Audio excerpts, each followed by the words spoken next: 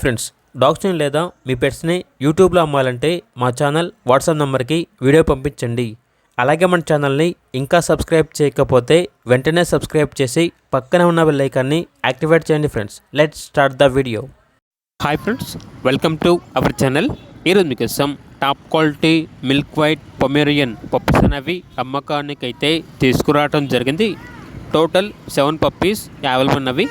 Only 7 male puppies మాత్రమే అమ్మకానికైతే ఉన్నాయి అని అయితే చెప్పడం అయితే జరిగింది.